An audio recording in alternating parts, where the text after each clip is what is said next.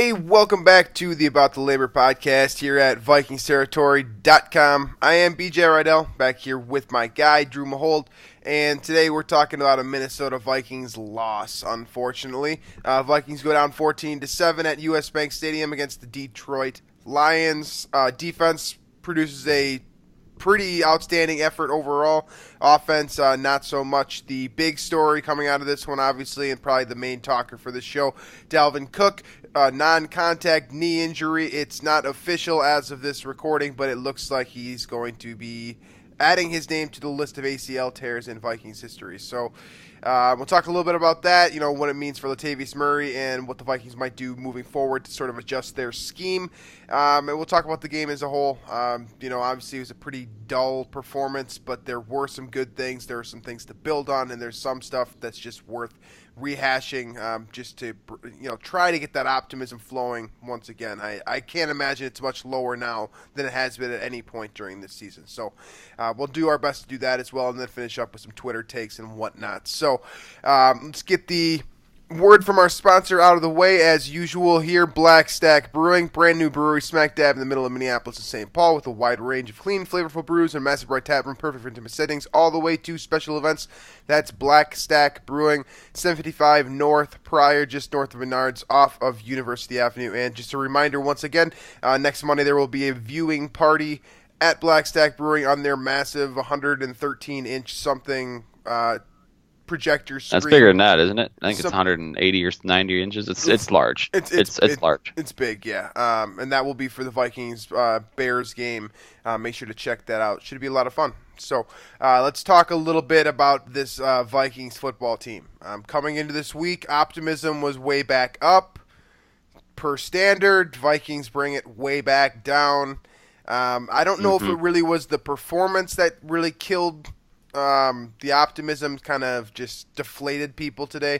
I feel like the performance wasn't great, but the real thing here is the Dalvin Cook injury. So let's start with that, and we'll move into some kind of extensions of Dalvin Cook that I've been seeing and whatnot. Dalvin Cook's injury, Drew, first glance, level 1 to 10 here. I don't want to pigeonhole you too much, but give me a general idea of how big of a deal this is for the Vikings. Well, I mean, he's done for the year. I think that's almost conclusive now. That was immediately when I saw him go down. It was boom. I said a bad word, and then I said that's an ACL.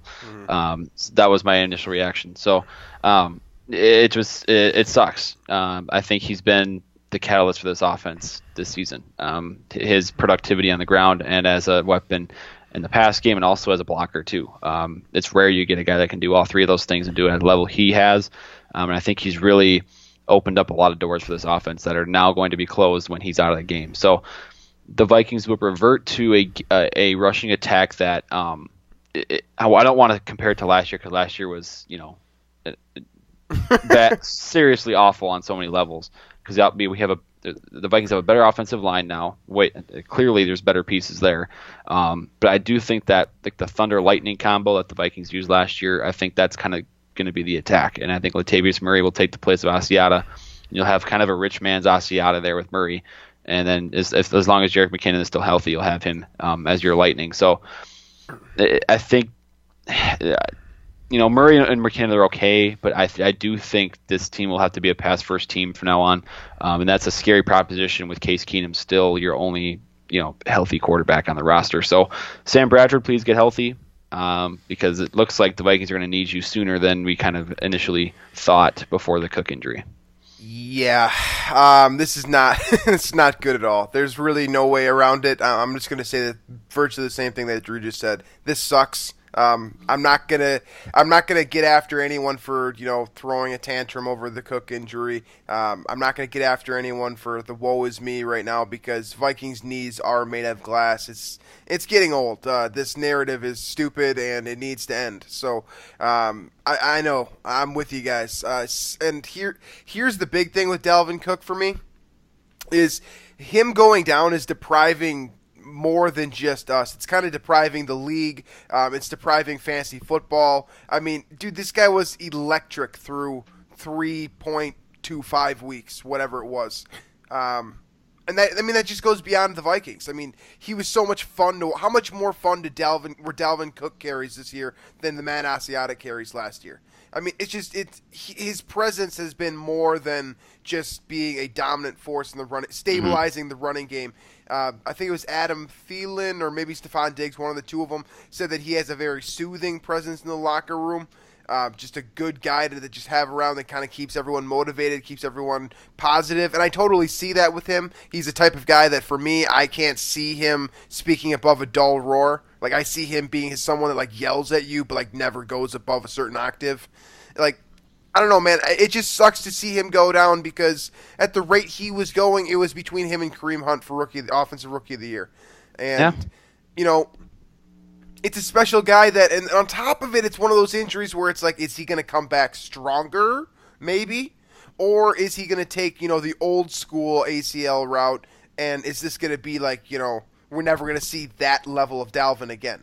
Because if that's the case, that really sucks because the explosiveness that we saw at FSU, we haven't even really gotten a full taste of that yet. We haven't gotten that, you know, second level run from Dalvin Cook yet. It just sucks all around. And I'm totally with you guys in thinking and feeling that way. It sucks ass. Period.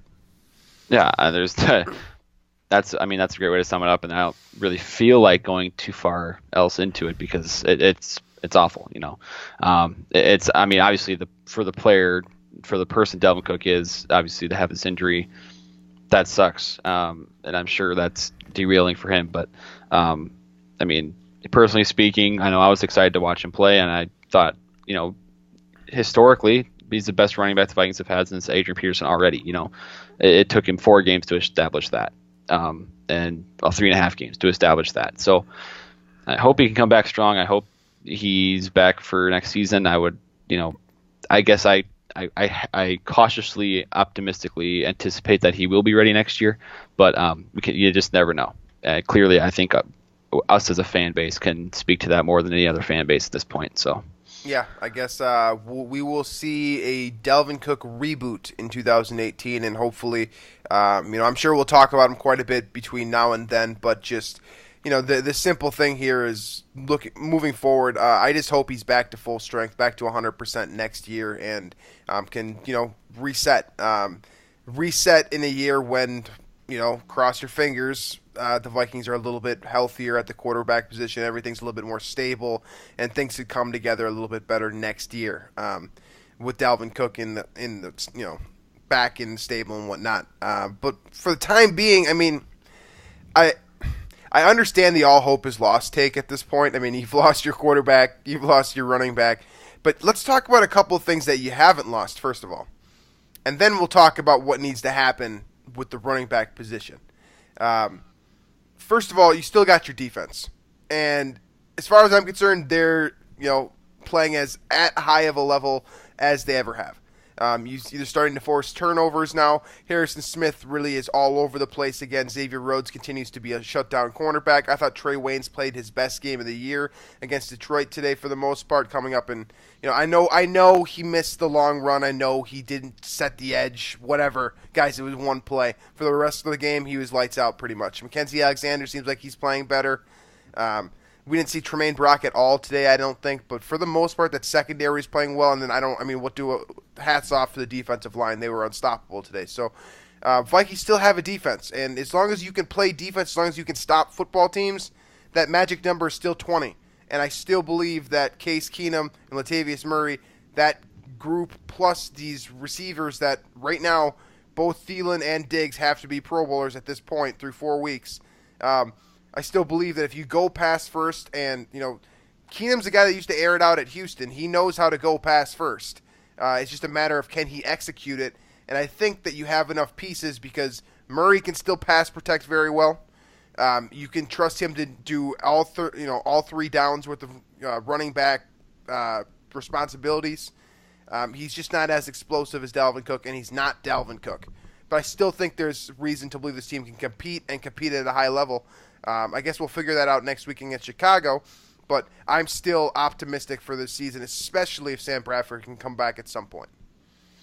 Yeah, so this is a weird game because I feel like both teams played really not great, and Right. maybe it was just because both defenses stepped up or whatever. I But feel like we always say it's not a great game when two defenses play well. That's kind of what yeah, happened today, I think. because I mean, I feel like Matt Stafford not playing well today. I mean, he seemed rattled for most of the game, Yeah, and so I mean, if you look at that, that was kind of okay. If Matt Stafford doesn't play well, Vikings probably win this game. that's what we said. I did not foresee Amir Abdullah looking like Barry Sanders for 3/4 of the game. I mean, and again, I've said this over and over, and I need to do some more investigation on this, but those freaking cutback runs, man. I mean, the Vikings are so good at setting the edge, and then once they do that, But not controlling the cutback lanes. they're not containing the cutback lane, and that's where Abdullah took advantage several times today, I thought. So, besides obviously the one play where Trey Waynes got cut too far in and then it got held, and that was like a 30-yard or something. But I mean, that's something that's going to have to get cleaned up. But again, the pressure was phenomenal. I think he was sacked 7 times, hit a bunch of times. Trey Waynes played really well in coverage today. Xavier Rhodes was obviously himself. This was kind of a defensive coming out party for the most part. It was. They didn't get the win, so it doesn't feel as great. But as a whole, this was the most complete defensive performance. Yeah, Was it not? I mean, they only gave up 1 touchdown, and it was just then the 2-point conversion. Yeah. So, I mean, it was just real rock solid performance from the defense. You definitely can't knock them for anything. There was a few penalties that were, I think there was. Everson Griffin got his false start of the week, or excuse me, his encroachment of the week. There was a couple of dumb things in the secondary. And there's some penalties that probably should have gotten Zimmer's called. game management was a little questionable. I mean, first of all, those 2 timeouts in the first half, like in a row. I mean, yeah, that was. I understand the first one was for like a equipment malfunction with Case Keenum's helmet radio, but then that doesn't mean I mean, I feel like that should affect the way you manage the next time out, but it didn't for Zimmer, I guess. But then, okay, maybe you feel differently about this, but when the Vikings got the ball, I believe there was 9 minutes left in the game. So they had the ball 9 minutes left, I think, back at their own 20-yard line. They had no sense of urgency on that final drive. So they took as much time as they needed, and they made it down to what I think it was goal to go. It was goal to go, yeah. And then Keenum gets sacked, and they're back to 15. It's like, okay, well now if we don't score here, which they didn't, then they had to get a stop right there, and they left themselves with no timeouts, and they had to run how many yards down the field in no time, and in like a minute and a half. So I feel like there should be some sense of urgency there, knowing that, okay, we might not score on this exact drive, but we want to leave ourselves with kind of an insurance timeouts, etc., in case we don't score. But I don't know. Maybe that's why I'm not an NFL coach. I don't know. I mean, I understand. I understand a lack of urgency there if you're an offensive powerhouse. Like if you're a team that's trying to like milk the clock out all the way because you're going to go down and score. I understand it, but like for the offense was sputtering the entire day, so that is a little questionable. But like you still have, I mean, this defense was playing lights out too. So even if you do get a little aggressive and you make a mistake or whatever, I mean, you still have a defense you can trust to, get the Lions back on, the Lions punting again, and maybe a first down or less. I mean, I didn't understand why there was such a little sense of urgency there, and I thought it made a difference. I mean, it could have made a difference if they acted with some more, a faster pace there. But yeah, I guess that's something we won't know the answer to. A couple other things we won't know the answer to, but we can talk about loudly anyways. Kai Forbath, how much stock are you putting in his first missed field goal as a Viking? Is it time to burn down Kai Forbath's house, or are you a little bit more lenient than the majority of Vikings Twitter from what I've seen? I'm kind of in the middle. I mean, I'm concerned. I'm not willing to cut him yet. I don't think it's that's a drastic measure at this point. But I mean, we've seen the extra points missed, and it's not like last year where they were blocked. He's just straight out missing them, flat out missing these kicks. So that's a concern. And I can't imagine that a kicker's approach to the way he kicks the football from an extra point to a 3-pointer is different, other than the extra point is the same yardage every time, and he's still missing these kicks once a week. So I don't know, man. I had trust in Kai Forbath going into the season, but I think after today I do not have that anymore. it was his first missed field goal as a Viking. I'm not ready to bring out the pitchforks just yet, but I do understand that. I think Mike Prefer says it best every single time that Kai Forbath misses a field goal, or whoever misses a field goal for that matter, I should say. Every single time he goes out there, it's worth points, and we need to make these kicks. Yeah. Does that a hot take right there? Yeah. Hot take. Yeah. So, does it change the game quite a bit, if Forbath nails that 3-point field goal? Yeah, the complexion of the game probably looks a little bit differently. We might have seen a different result. Ultimately, was it the primary reason the Vikings lost this game?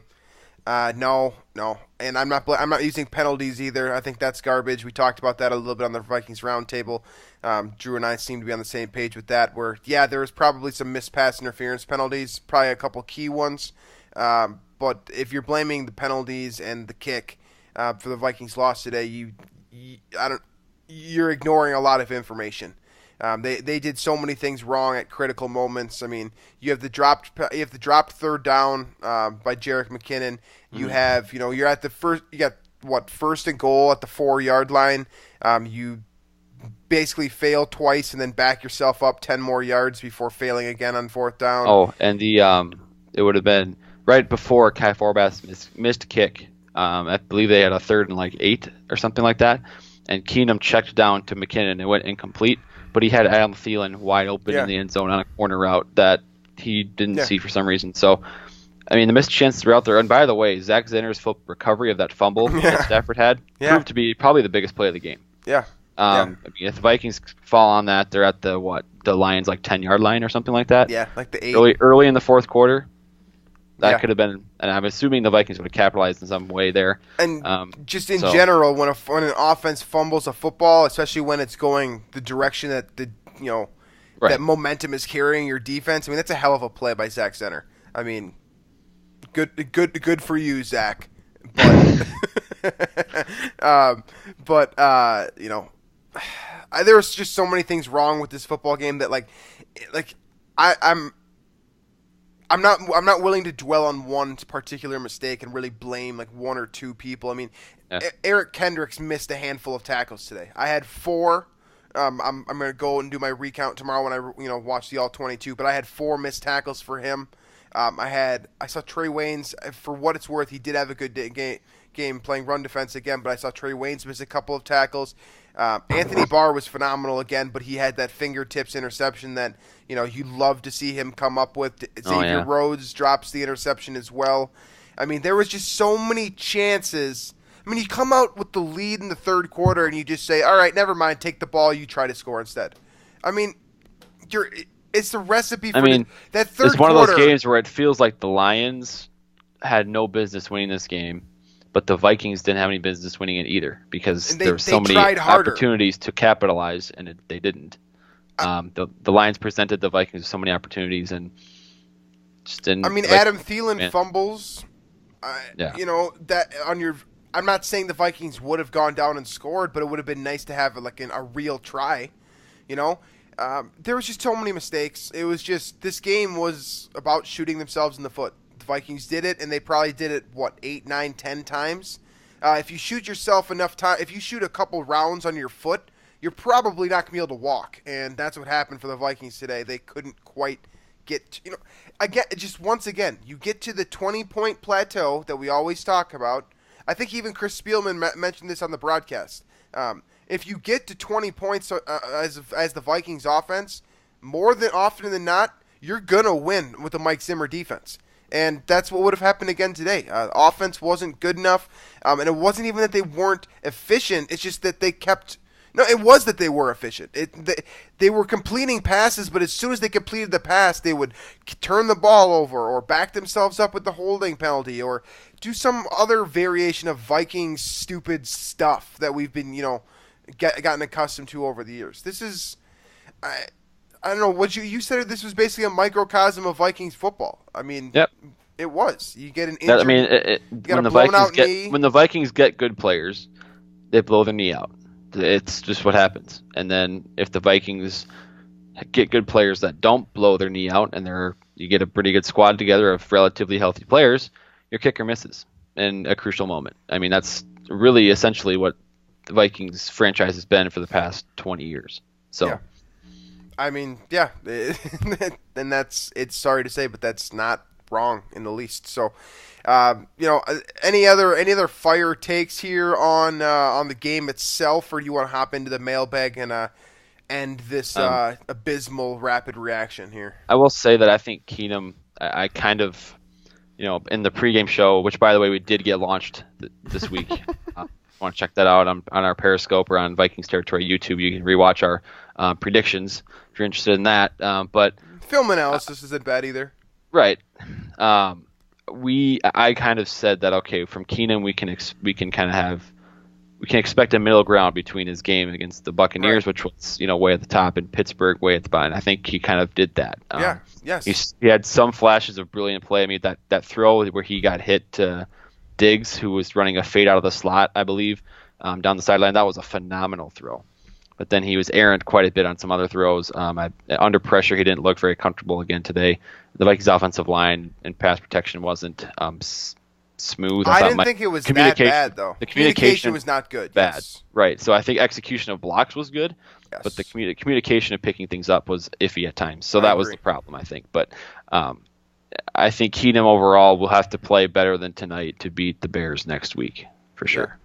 Yeah, that's probably a fair take. So we'll talk more about the Bears as we get in to the rest of the week here, and we'll talk a little bit more in depth about this game on Wednesday's show. But for now, let's finish this thing up with the Twitter mailbag. I know we got a pretty nice load of questions and thoughts to go over. Some Michael Floyd stuff. Obviously, he'll be returning for Week 5 as well, so I'm sure we're going to get into that a little bit here. And all right, start us off.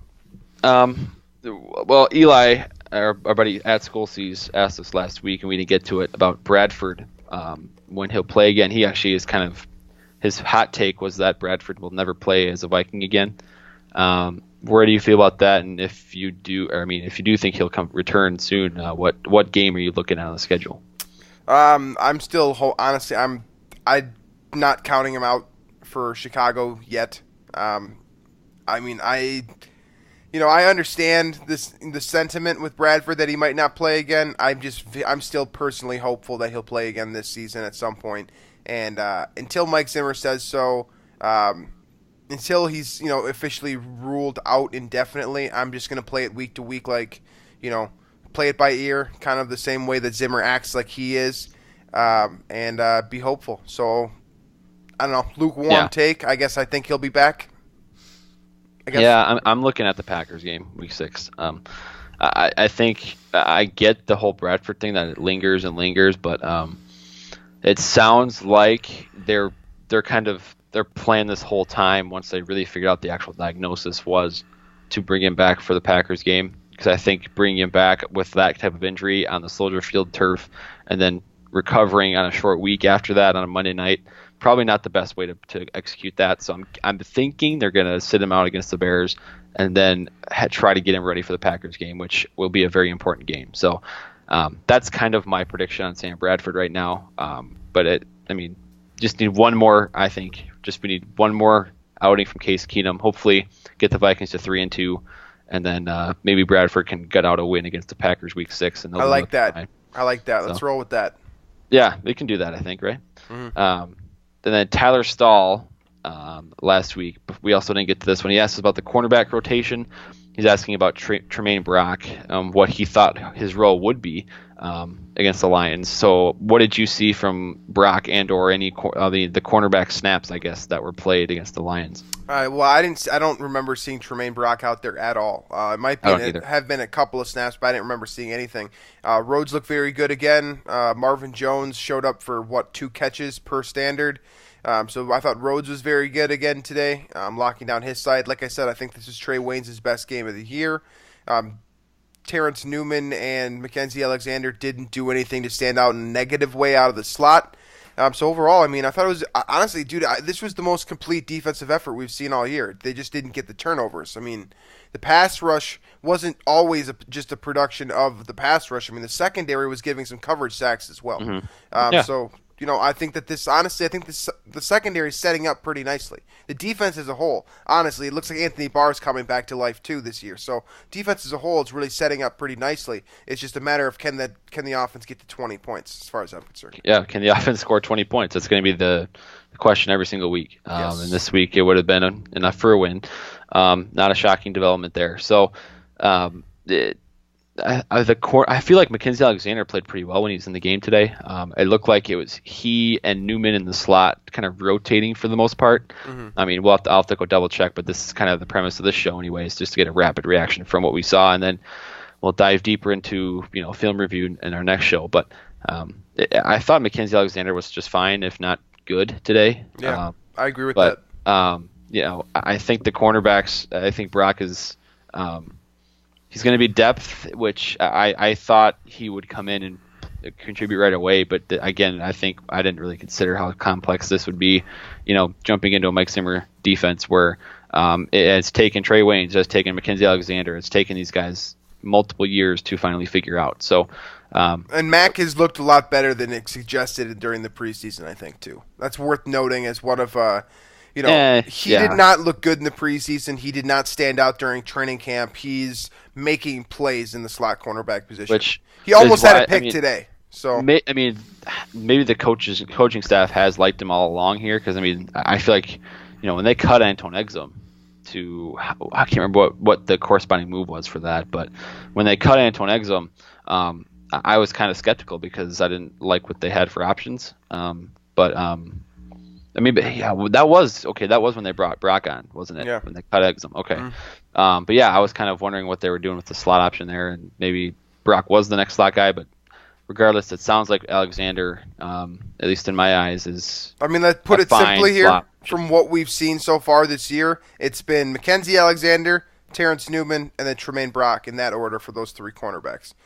Brock was horrible last week, like awful, awful, awful. And Terrence Newman has been underrated bad this year as well. I think you can actually make an argument that Terrence Newman has been as bad or worse than Trey Waynes. It's just not getting seen. It's not being highlighted as much. But every week when I go through the coverage chart, I'm surprised to see all these stupid mistakes that Terrence Newman's making. I'm just saying, Terrence Newman has been low-key not good. Trey Waynes has been blatantly bad. I'm saying that it's a lot closer than you might think with those two. If you go back and look at it. Newman's definitely not contributing in run support the way Waynes is. Because no defensive back is. So I don't know. It's this cornerback group. It's going to be fluctuating all year. I think that's just kind of the nature of Zimmer and his defense. But we'll get to the main idea of our Twitter questions and comments. Besides the fact that a lot of them are about why do I do this to myself being a Vikings fan? We get get all optimistic and then we get let down, that type of thing. We got a lot of comments like that, which we appreciate those because we are in the same boat. But Joshua Gregory, I'll try and bring up his Twitter user at BigRed32 asked us about Michael Floyd coming back this week and what we think the corresponding move will be then to keep the roster at 53, and if it's just as simple as putting Dalvin Cook on IR. I think you need to get another running back, especially with Jerick McKinnon being out with the ankle at the end of this game as well. I'm curious to see who that running back would be, but I would think that will be the corresponding move with Dalvin going on IR, which would mean that Michael Floyd, per standard, as we expected, will replace either Rodney Adams or Stacy Coley. Mm-hmm. They seem to like Jerick McKinnon at kick returner, which, in my opinion, makes Stacy Coley more valuable. But if he's hurt... Right. Yeah, if he's hurt, then... That's a good point. I didn't even think about that. A couple of different things changed there because if you remember, the Vikings running back that would have been their number 4 running back was Bishop Sankey over during training camp and preseason. So that would probably be the guy that they would sign, but because he tore his ACL and he's out for the year as well. Oh, yeah. So the Vikings don't really have a go-to option. I know they have the one guy on the practice squad. I can't remember his name. So I would imagine he'll probably get elevated, but I would look for the Vikings to probably try to add a third running back here. It might be interesting to talk. Yeah, they got Bronson Hill on the practice squad. Bronson Hill, yeah, that's the guy they have on the practice squad. Maybe Eddie Lacy. He's got no role in Seattle. Vikings could use something. Adrian Peterson's on the market, I supposedly. He's on was the trade block. trying to avoid talking about that. If you are suggesting the Vikings trade for Adrian Peterson, you are out of your damn mind. I am not suggesting that. I've seen this a lot. I've seen this often, like a good amount. I actually saw someone go so far as to say Vikings trade a 4th-round pick to the Saints for Adrian Peterson. Who says no? And the responses were just fantastic. It was fluid. Just every single one of us says no. Rick Spielman says no. Adrian Peterson probably says no. Like, can we just not? Trump probably says no on the Vikings' behalf. That's how dumb the trade is, right? Can we just not do that, guys? Please. Like, it's not going to happen. It's not going to happen, and he's not better than Murray or McKinnon right now. Period. That's all I'm going to say about it. Good. Yeah. Move on to the next question. I would like to get my 2 cents in on this whole Floyd thing first. Fine. So, I mean, is that fair? Yeah, fine. I think you talk. CJ Ham can play running back still. Yeah. Which I think can throw a bit of can make the situation a little bit unique because the Vikings do have a 3rd running back on the roster if McKinnon's healthy, and then I think they can use Ham as a fullback and a running back. So I wouldn't surprise me if the Vikings did cut Coley or Adams, and then they brought on maybe another defensive player or maybe another offensive lineman or something like that, instead of it simply being about running backs and receivers here. But I mean, that's kind of my take on it. I definitely don't see 7 receivers staying on the roster. So I think something's got to change there. I would assume either Adams or Coley is the guy out here. So I guess we'll see what happens. But if I think it does depend on McKinnon's health, which guy actually is cut. If McKinnon is good to go and healthy and is fine being kick returner, then I think you keep Coley on the roster. Yeah. But if you need a kick returner, I think Adams is kind of the guy they've liked, and I think he should kept active. And unfortunately, my guy Coley in that instance would be cut. That all works for me. Okay. That's why we do the show. We analyze, we make predictions, and then we are right about them, and then we gloat about it. Yeah, pretty much. That's basically full circle. So is that the end of our mailbag for you?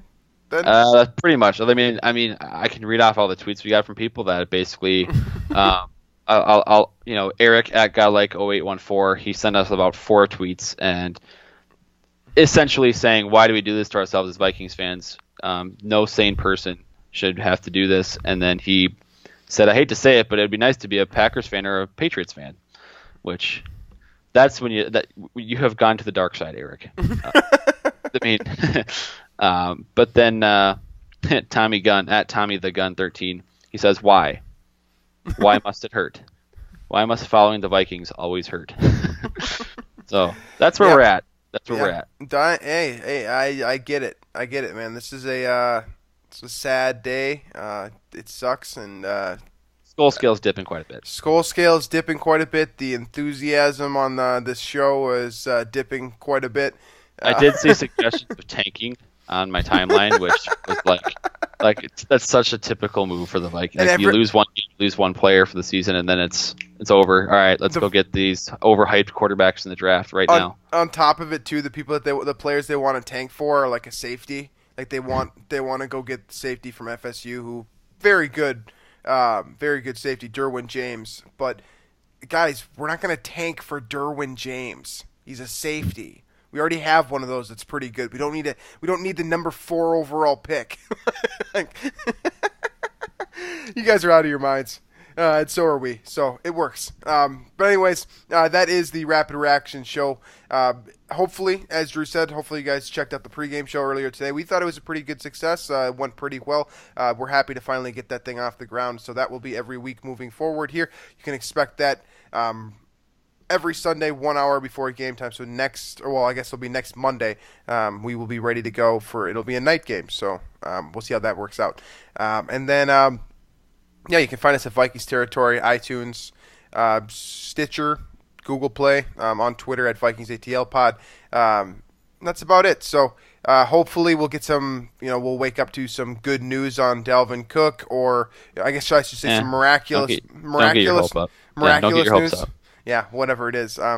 Otherwise, we will be breaking down this Detroit Lions game in depth once the All-22 comes out tomorrow morning, and have the show up on Wednesday. So thanks for joining us, folks, and we will catch you later on this week.